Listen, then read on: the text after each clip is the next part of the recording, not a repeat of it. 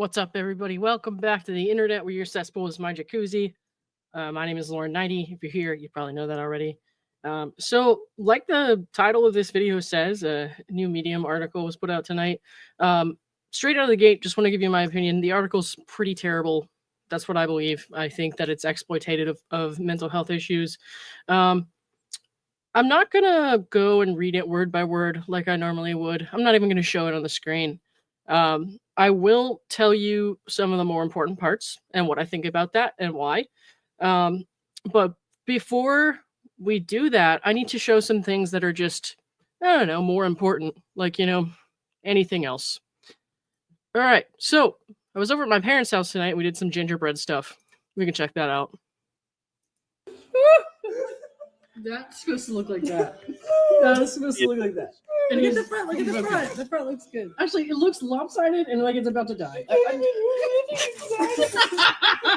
Who could live in there? That was terrible. So terrible. And her friend Vetus, who's staying at my parents' house through the holidays, it was just like he was just almost about to cry because he was laughing so hard. Erica P, I thought you were taking the day off. I did too. And I didn't get home until like not that long ago. So I was just like, fuck it. I have time. And then here, yes, that was so the guy in the video is Vetus, my sister's friend.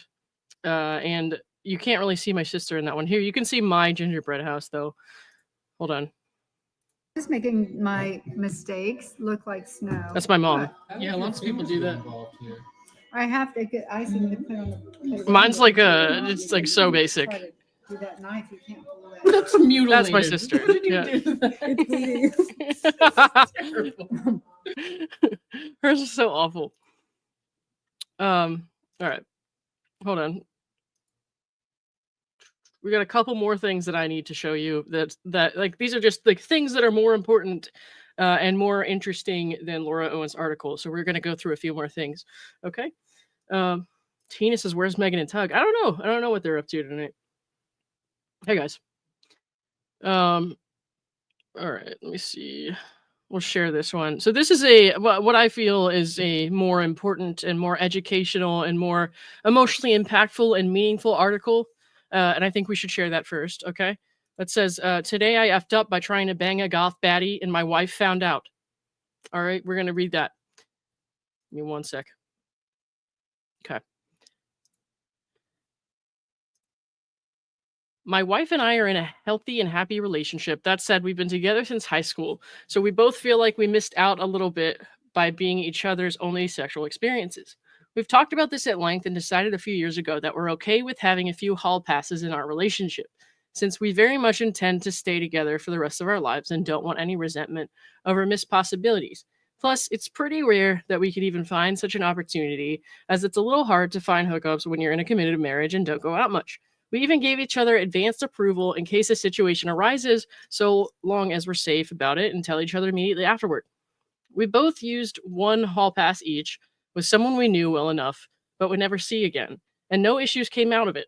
In fact, it's only made us more secure in our relationship and how much we genuinely appreciate being with each other. God, why is it married people are like having more encounters than I am? Am I doing something wrong? I think I might just not like being around people at this point. I don't know. All right. Recently, I had to travel to London for work. I don't normally get to travel for work, so I decided to make a trip out of it and spend a few extra days of my own time in the city after the project was done. My wife couldn't join because she didn't have any vacation time left, but was very supportive of me taking some time to explore since I've never been to London and she has. Being cheap and being a pretty outgoing guy when I'm sewing finds, I decided to stay in a hostel. I was interested in meeting other travelers since I didn't know anyone in the city and love being sociable with new people. I chatted with several of the people staying there, and in particular, a very attractive French girl, mid-20s, who dressed super goth. For context, I love the goth girl look. I've been sucked into the goth girlfriend propaganda online, much to the annoyance of my wife. It isn't her style, but she has been nice enough to cater to me by putting on a sexy goth outfit on occasion, since she knows it's a huge fantasy of mine. Still, I pester her constantly to be more goth because I enjoy it so much. Anyway, I ended up spending a little bit of time with goth French baddie. We both went to the hostel's happy hour event and hit it off there. I found out that she was recently single and was in London for an art show. It turned out we were both into emo music and we talked about our favorite bands. I had the thought that she was acting a bit flirty towards me, but I didn't think too much of it until I later found myself sharing a sink with her in the hostel bathroom. Oh god. Ugh, yuck. I mean, been there, but yuck. All right. The hostel was co-ed, so each floor had a small shared bathroom with a communal sink and a door that was meant to be kept open, but which people frequently closed for the sake of having more privacy than just a stall to shower in. So I'm brushing my teeth while chatting up the real-life version of Shadowheart, who, mind you, is wearing an extremely low-cut top. Guys, who's Shadowheart? When she suddenly closes the bathroom door behind us. In my mind, my wildest fantasy is about to come true. It's even more exciting because of the adrenaline rush of being in a semi-public setting and a girl being so into me that she would make such a bold move. I can't believe this is actually happening to me. I instantly get hard. Then she turns around and asks, "Are you interested in learning about our Lord and Savior Jesus Christ?" She had me cornered for 10 minutes trying to talk me into salvation while I grew increasingly despondent and immensely disappointed with the whiplash of going from what could have been one of the crowning moments of my life to pure and utter dejection. When I told my wife this story, she laughed for a solid hour. She said it's karma for annoying her about wanting a goth girlfriend. And then somebody down here says, every woman reading this has a brand new weapon to get away from guys they don't want hitting on them. So, I mean, I feel like that would be pretty effective.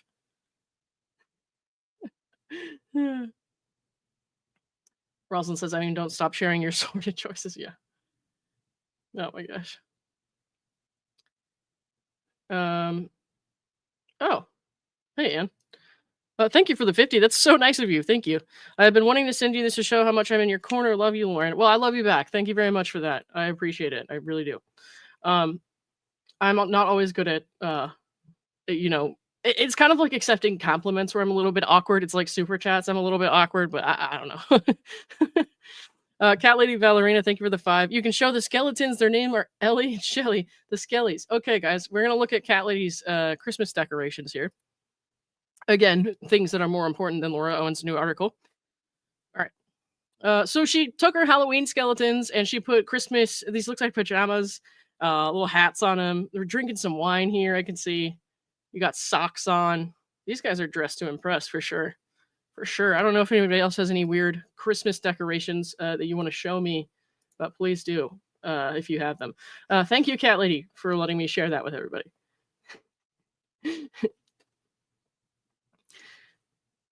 All right. I guess I could move on to Laura's article now, right? But I have to get through these 2 more important articles. Okay. Here we go. Today I effed up by freaking out my girlfriend's coworkers by taking her out to lunch. Last Friday I had the day off work and decided to surprise my girlfriend at her job by stopping in to take her out to lunch as her shift was about done. She works at a very large and popular wholesale store that has hot dogs. She told me beforehand that I could come see her at work anytime and there would be no trouble. I walked in the front door and walked past the card checker girl. She did a double take and asked if I worked there. I replied, "No, I do not. I'm here to see an employee. However, I'm assuming that's his wife's name." She sheepishly got her radio and said, "Management to front entrance, non-emergency." A manager, guys, this is what happens when I'm making these videos behind the scenes. I trip over my words, and what you don't see is me just sitting here doing this for like 5 minutes every time I trip over my words. So, yeah. Anyways, a manager with the largest tablet I've ever seen strapped to her arm walked up, and I explained again why I was there. She called for my girlfriend on the radio, but she was not near her radio. I apparently kicked the hornet's nest, and I could hear chatter on other employees' radios. Who is that guy here to see the wife? Are we being audited? He looks important. Guys, look busy. I caught glances from just about every worker nearby, and I could feel them trying to figure me out. It was at this time my girlfriend... Oh, it's not his wife, it's a girlfriend. My girlfriend got back to her radio and heard the commotion and stepped out of her office and made eye contact with me. She wrapped up her work, and we went out to lunch finally. I asked her why there was such a ruckus. She said that I dress nicely and I'm very polite, which are characteristics of a corporate rep who comes in to fire people. That's when she also admitted to me that I sometimes have asshole resting face. I guess I need to smile more. Asshole resting face. You know, that can mean a couple different things to me. Hey, Megan, what's up?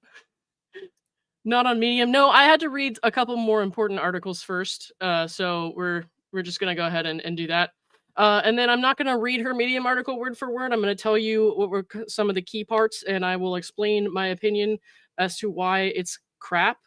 And then we'll all go to bed. Okay. I liked that one, guys. I don't know. I got one more. We really need, this is again just overall, like I feel like it's more important for everyone to hear this than it is for me to read that Medium article. Let's get to this one. All right. Today I effed up by spending the last year on Reddit talking to myself after being muted. Today was the day I realized I messed up by not realizing sooner and just thinking my content was shit. Well, there's always that possibility. For the last 12 months, I've been commenting on people's posts. I've created my own posts.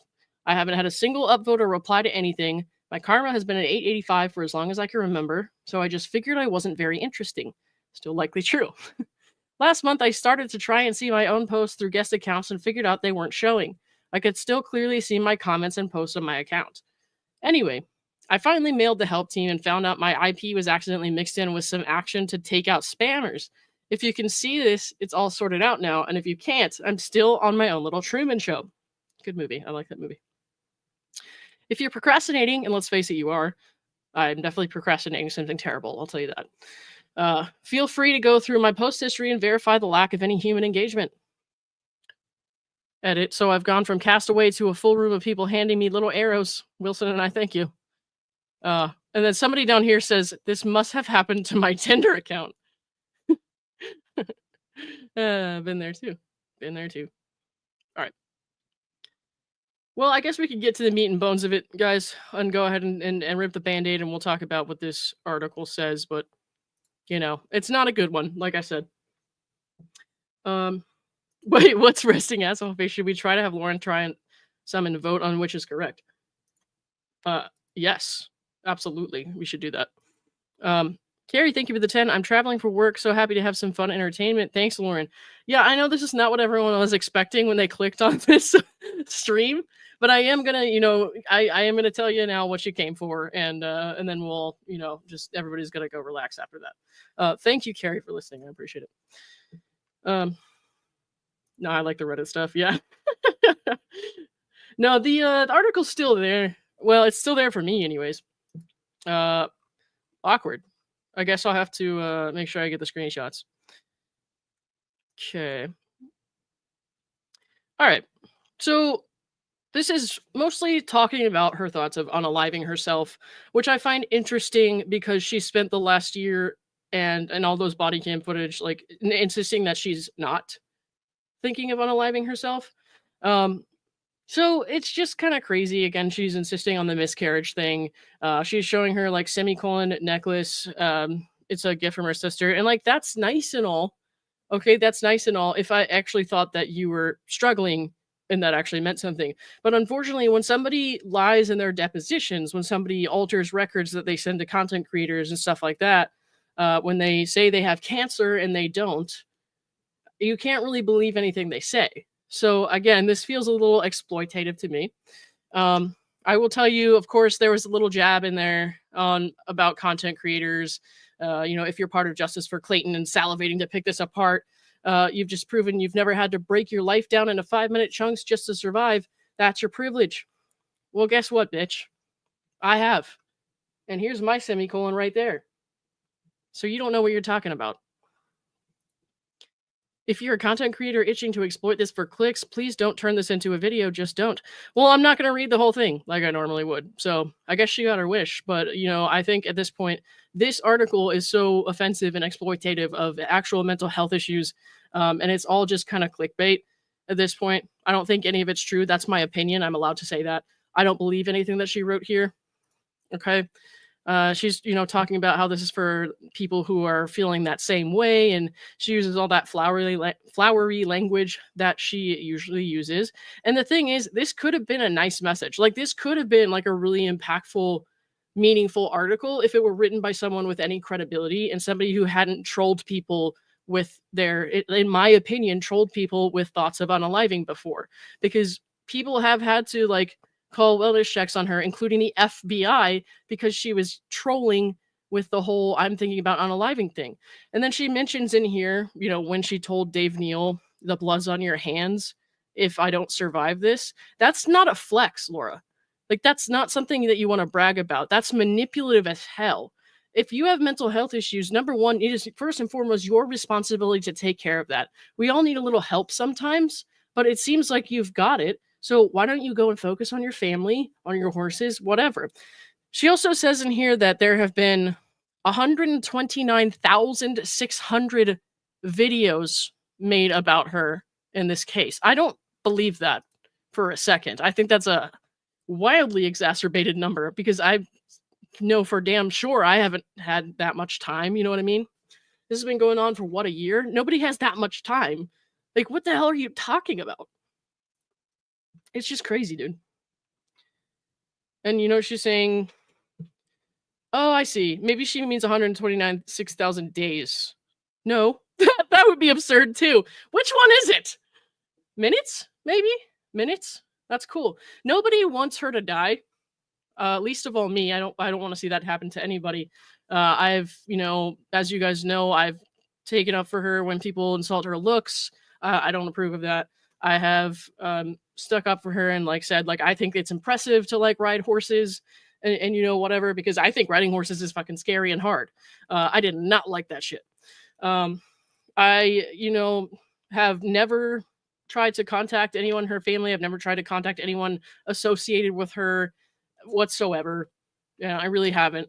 And so all of these claims, they're just kind of bullshit. Like, I don't know. This is all based on fabrications, based on the fake miscarriage. And I believe it was a fake miscarriage. Like, there's no, in my opinion, there's no real evidence to show that there was any pregnancy. That's my opinion. HCG tests can get it wrong. HCG tests can be elevated for other reasons other than pregnancy. What you do when you need to confirm a pregnancy is you get an ultrasound. But the one she submitted was altered. So, you know, there's just like not a lot to really say about this. I laughed obnoxiously loud in the shower, which made it echo the guy talking to himself on Reddit. Yeah, dude. As Bruce says here, zero clinical proof of miscarriage. And now everyone's singing that 525,000, you know, the minutes or whatever. Of course. Hey, Andy, what's up? Sorry, you didn't miss anything good. I mean, I was just going over some really important pieces of journalism before we got to this crap article.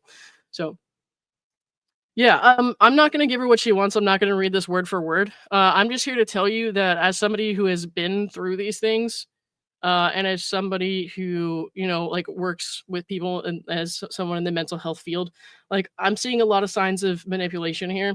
I don't believe this is real. I think this is like another just like deflection tactic. And it's not going to get me, not this time. It's unfortunate that she continues to, in my opinion, exploit these big issues. And the reason she chooses these big issues like miscarriage or unaliving is because she knows that it's going to get a rise out of people, and she knows that it's going to scare people into silence. Because people are scared to speak up and say, hey, this doesn't make sense. This isn't adding up when it comes to something so sensitive. So, and I've, you know, said that time and time again, and that's still how I feel. So, we're not going to give her what she wants. I'm not going to read all that. Nope. I mean, I read all of it, but I'm not going to read all that here. I just feel like we have better things to do, you know, like literally anything else. Like looking at skeletons from Cat Lady or reading Reddit posts. Thank you, Teresa. And thank you, mods who are here. Central Ninja says jumping on horses is a no-no for any pregnant woman, let alone one pregnant with twins. Yep. But hey, don't let facts get in the way, right?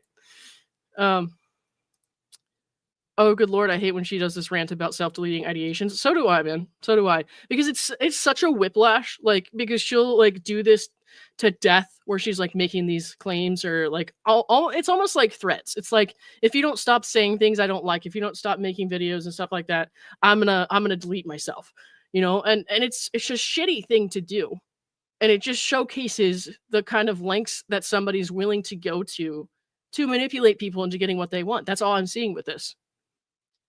I don't know, man. Every time she said that in the past, it's turned out not to be the case. So I believe this is just another, she's yanking everybody's chain. And I'm bored. I'm bored, Laura. Find something else to do. All right, guys. Good night. See you later.